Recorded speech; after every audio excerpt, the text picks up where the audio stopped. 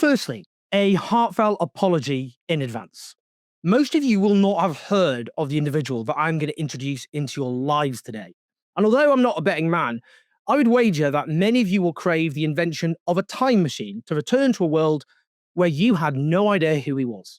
But this is an instructive case study, you see, and sometimes you can make wider points that are important by using, and I don't use this word lightly, odious individuals as props.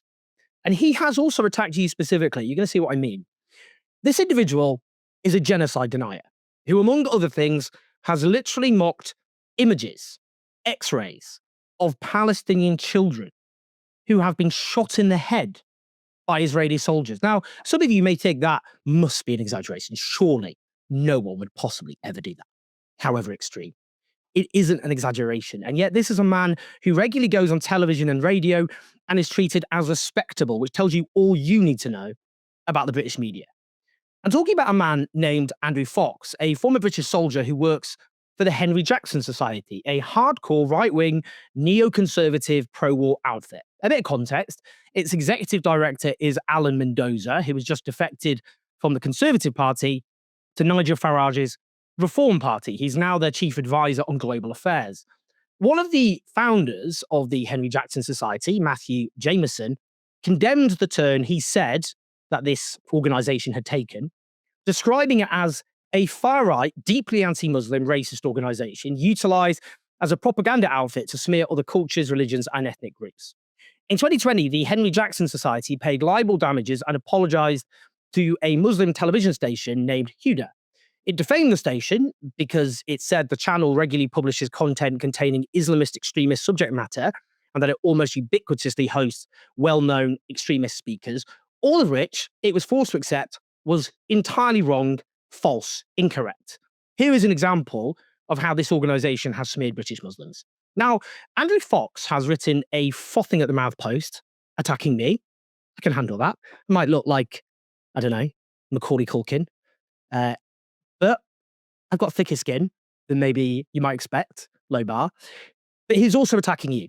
It's a response to a post I wrote which condemns, in passionate terms, the anti-Semitic terror attack on Jewish Australians at Bondi Beach, while also condemning how the likes of Benjamin Netanyahu and pro-Israel cheerleaders weaponize this hideous attack to smear those who stand by the rights of Palestinians as they suffer occupation, apartheid, colonization, and genocide. I'm just going to read what he said in full.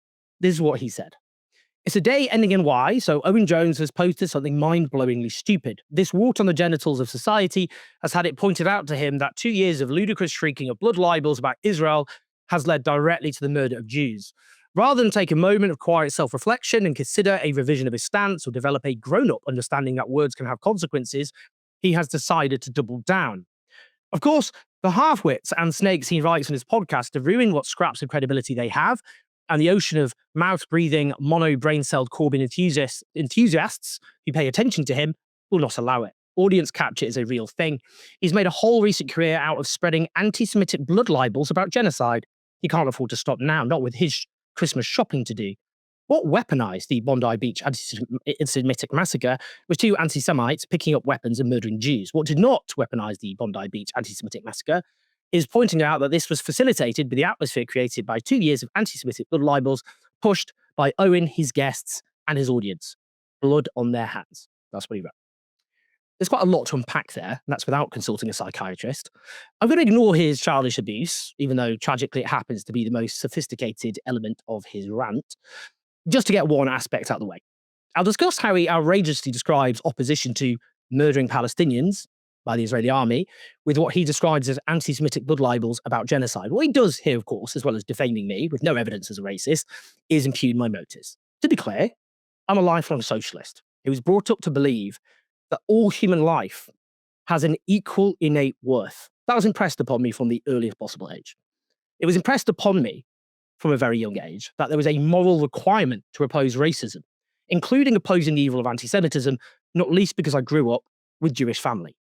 I've taken the stand that I have against Israel's genocide because I believe that Palestinian life has the same innate equal worth as any other life. And yet our governments who arm genocide against them, and the media industry I'm part of, which has legitimized this genocide of the Palestinian people, decided otherwise. Thus, as one of the all too few in the British or frankly Western media with a platform who opposed this genocide from the beginning, I believed I had a moral responsibility to speak out and to keep speaking out. And I've always cared about Gaza and its people. This is what I said on Question Time in 2012. That is now, 13 years ago, during that particular Israeli onslaught. Let's be absolutely clear about what happened. Firstly, this whole idea that Gaza, that Hamas broke the ceasefire is just not true. In fact, it was broken after, in October, Israel killed 15 Palestinian fighters. They shot dead a mentally disabled Palestinian. They killed another 13-year-old in an intrusion. And when there was an attempt to actually get a ceasefire, negotiations were ongoing. That is when they assassinated Ahmed Jabari, completely ending those ceasefire talks. Now, it's often said, and Barack Obama made this point, he said, what country on earth would tolerate rockets being fired at them? I ask you this, what people on earth would tolerate a siege which stops basic supplies getting in, an occupation, a 45-year-old occupation, a brutal occupation at that, illegal settlements all over the West Bank, which are in total violation of international law. And what we've seen in the course of this onslaught are the deaths of 158 Palestinians, at least 30 of whom are children. And I don't want to just throw statistics around. I'll give you one example of one of those children. Omar Mishurin, he was 11 months old. He was a little boy, the son of a BBC journalist, and he was killed in a so-called targeted strike. Now, we all want a secure and lasting peace. When we have Israeli ministers, like the Interior Minister, calling for Gaza to be sent back to the Middle Ages, when in the last offensive we had another minister calling for a Holocaust to be inflicted on Gaza, when we have the son of Ariel Sharon, who wrote in the Jerusalem Post talking about how Nagasaki and Hiroshima were possible solutions to be inflicted.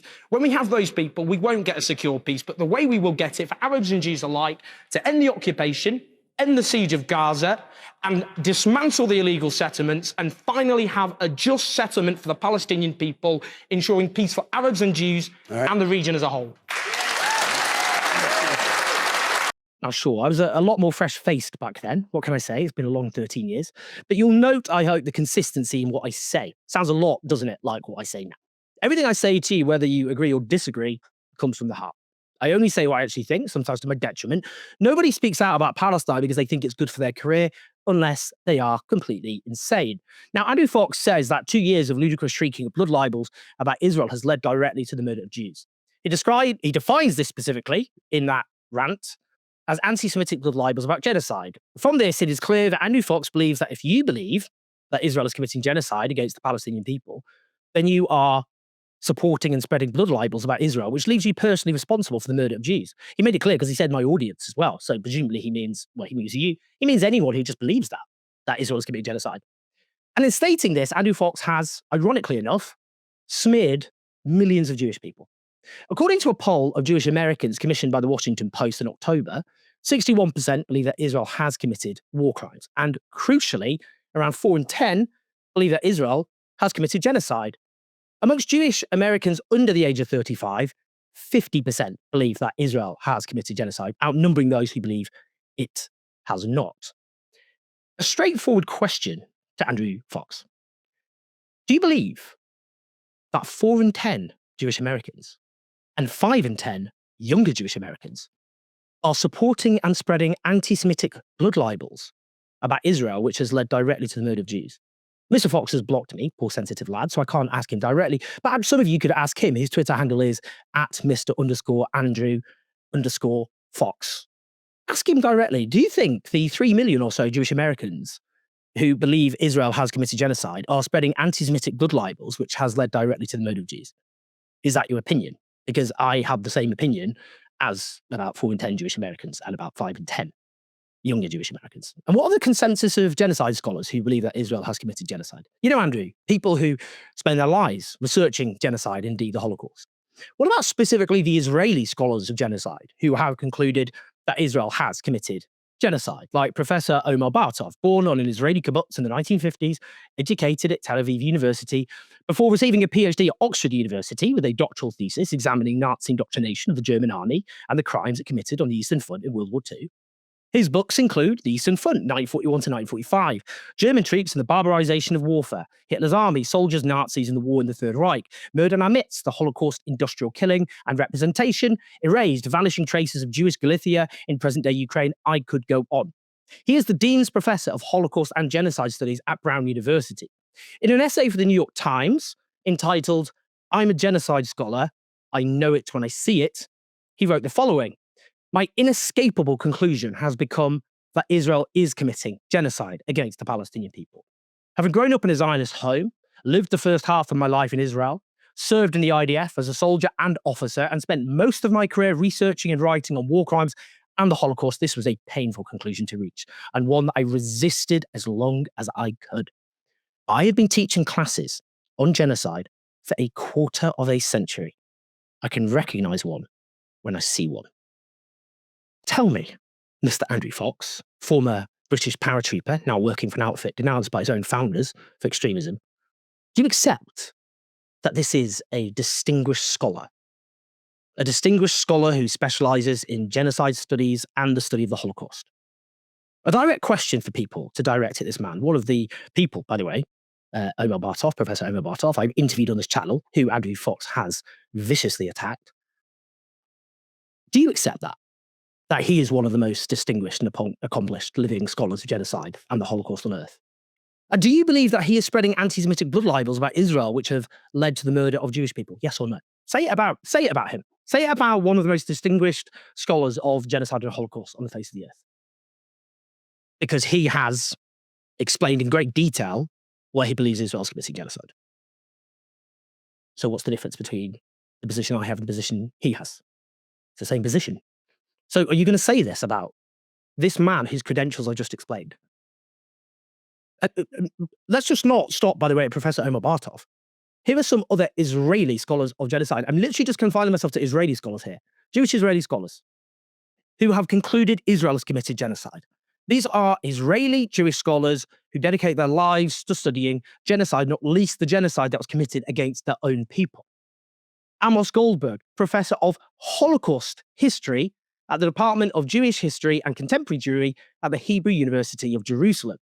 Daniel Blattman, Head of the Institute for Contemporary Jewry at the Hebrew University of Jerusalem.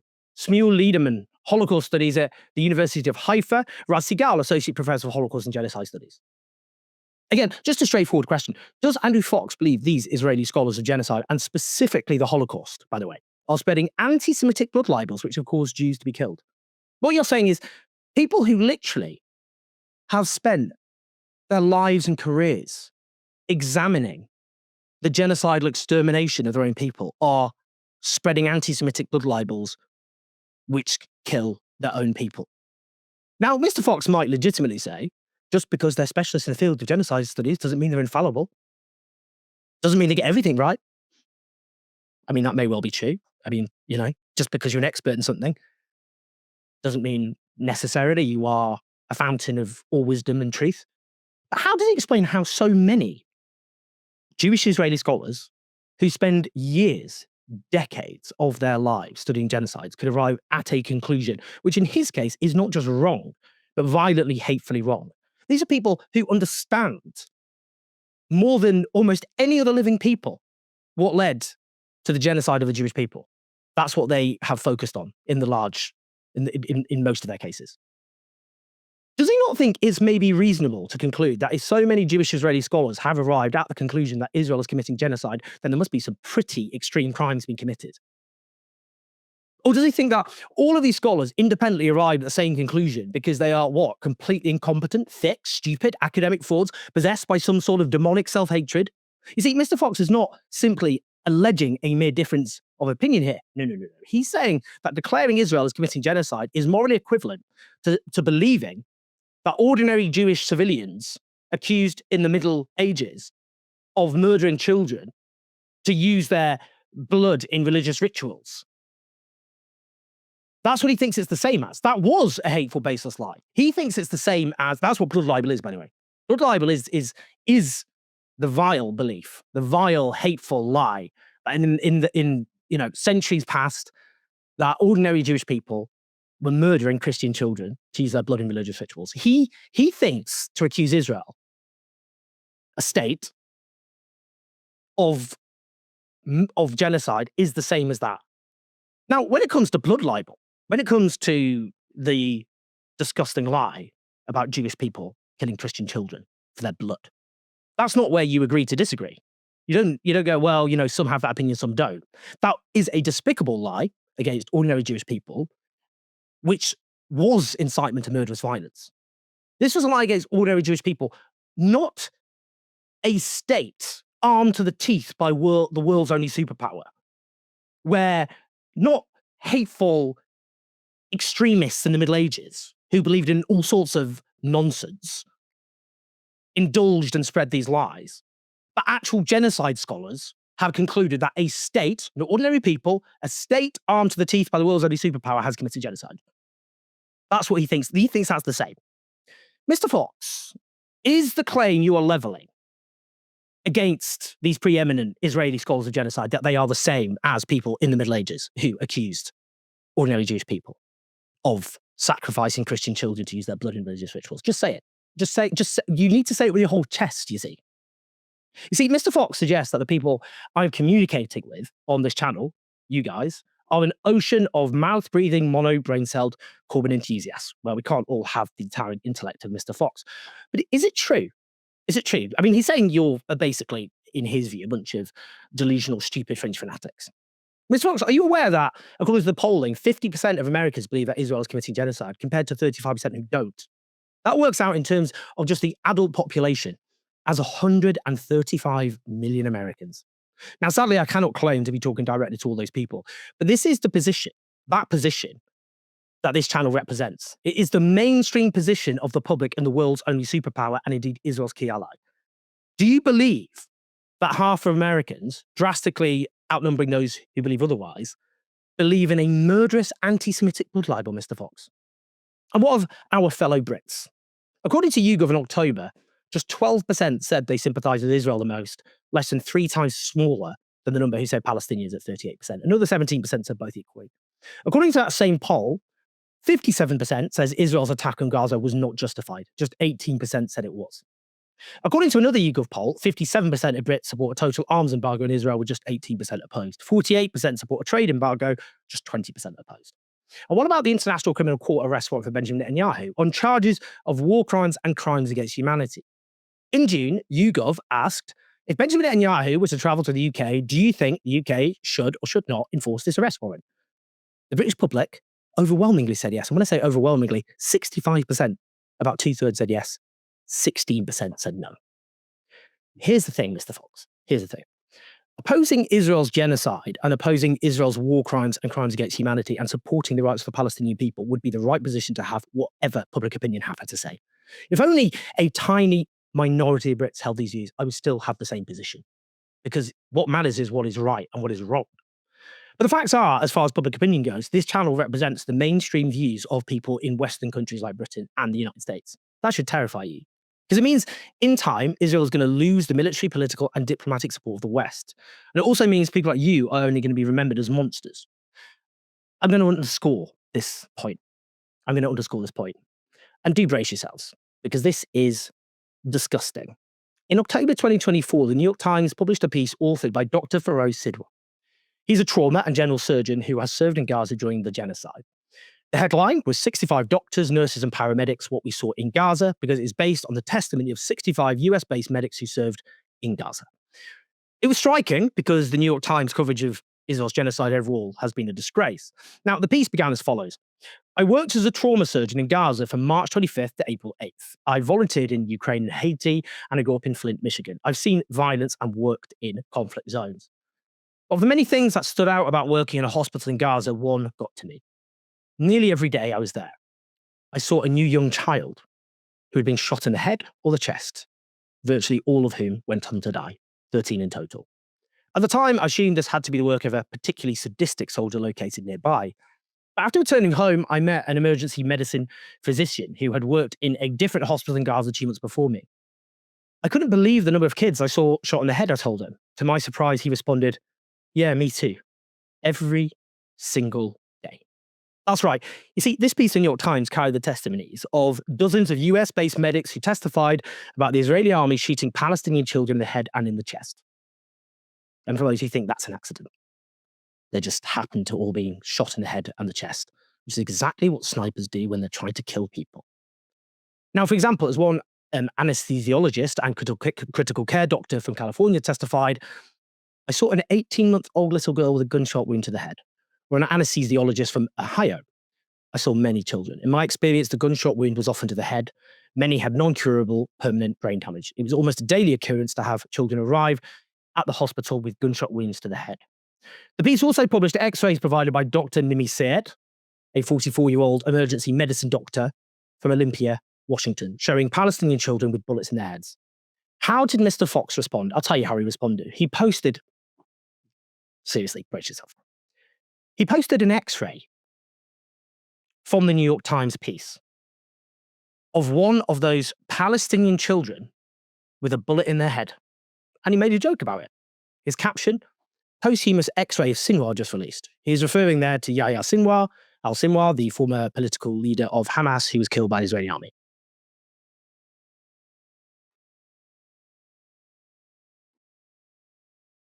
What would you even say? What would you even say? What goes through the mind of a man, you may ask, who posts x-rays of little children who've been shot in the head by soldiers and jokes about it? How much more depraved can a person get, you may well ask? What was his defense? He wrote, after uproar, I was one of the people who posted about this disgusting post. There's no words to describe how disgusting it is. He said, oh dear, the orcs are really upset. I used that weird Microsoft Paint bullet x-ray to make a joke about Sinwar. His defense is that he thinks the New York Times published faked x-rays of children with bullets in their head in support of the testimonies of dozens of US-based medics, which he completely ignores, who served in Gaza, that Palestinian children were being shot in the head and the chest by the Israeli army. This is known as atrocity denial. Whenever a state commits heinous crimes against civilians, there are always some atrocity deniers who try to sow doubt in the reality of what that state is doing. Now, there is normally supposed to be a consensus that those people are morally depraved cranks who have no place of any description in respectable public life, that they should be pariahs. Now, such was the intensity of atrocity denial in this case, promoted by the likes of Mr. Andrew Fox, that the New York Times was forced to publish a detailed statement. They said they had gathered first-hand testimonies from 65 US-based health professionals who worked in Gaza over the past year, who shared more than 160 photographs and videos with Times opinion to corroborate their detailed accounts of treating preteen children who were shot in the head or chest. They noted that after publication, some readers questioned the accuracy of the accounts and the authenticity of 3 CT images shown. Those criticisms are unfounded, they said. They explained that they had rigorously edited this guest essay before publication, verifying the accounts and imagery through supporting photographic and video evidence and file metadata. We also vetted the doctors' and nurses' credentials, including that they had traveled to and worked in Gaza as claimed. When questions arose about the veracity of images included in the essay, we did additional work to review our previous findings. We presented the scans to a new round of multiple independent experts in gunshot wounds, radiology, and pediatric trauma who attested to the images' credibility. In addition, we again examined the images' digital metadata and compared the images to video footage of their corresponding CT scans, as well as photographs of the wounds of the 3 young children. They added, while our editors have photographs to corroborate the CT scan images, because of their graphic nature, we decided these photos of children with gunshot wounds to the head or neck were too horrific for publication.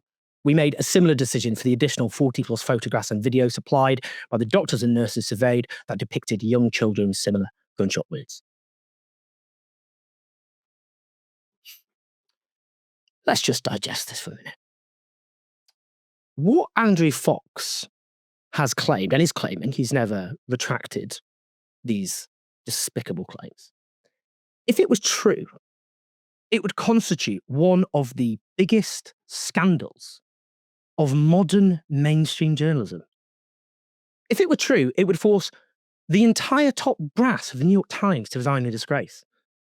And so if it were true, by the way, it would have been immediately established as true and have handed Israel the biggest single PR victory of his entire genocide. This man believes what? That multiple independent experts in gunshot wounds and medical experts are what? They're all lying? They can't do their jobs, as well as all the genocide scholars. It's interesting, isn't it? It's interesting, isn't it? Genocide scholars, medical experts. What I mean, what Mr. Andrew Fox, a guy who ran around Helmand Province or whatever, who works for some hard right outfit. He knows better than them, and they're all making it all up. You see, what that Mr. Andrew Fox claimed that the New York Times published, what he's saying there, that they published X-rays of Palestinian children shot in the head by the Israeli army, is a disgusting lie. It's beyond disgusting.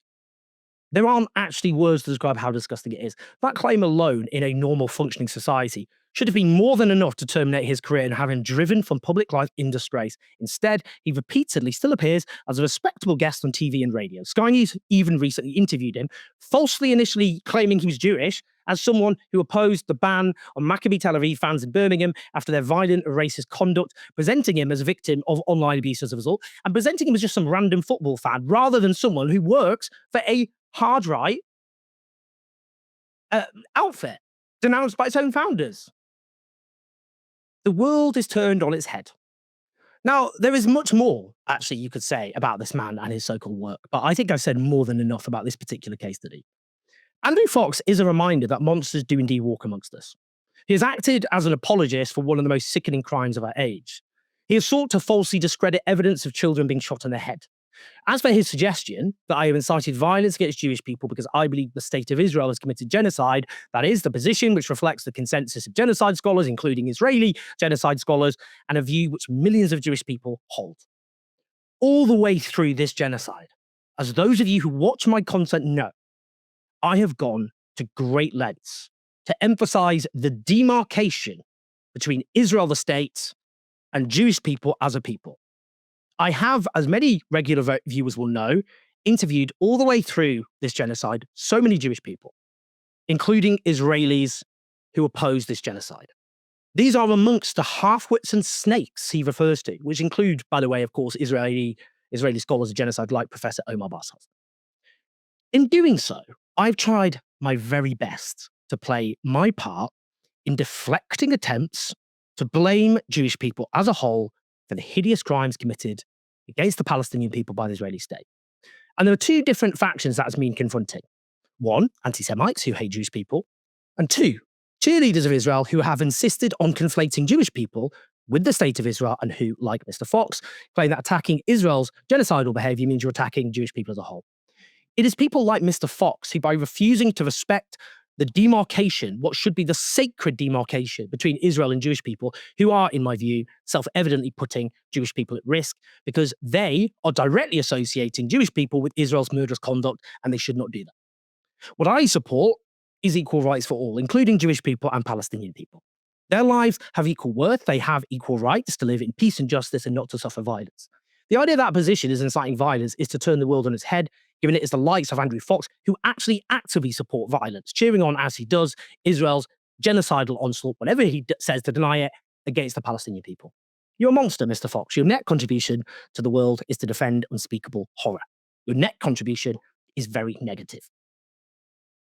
Very few people will remember you. And those who do will remember you for what you are. Please like and subscribe, leave your thoughts and your comments. Help us take on the pro-genocide media at patreon.com/HomeJones84. We've got lots of stuff to come, but I keep saying I'm finishing a book, The Fall of the West.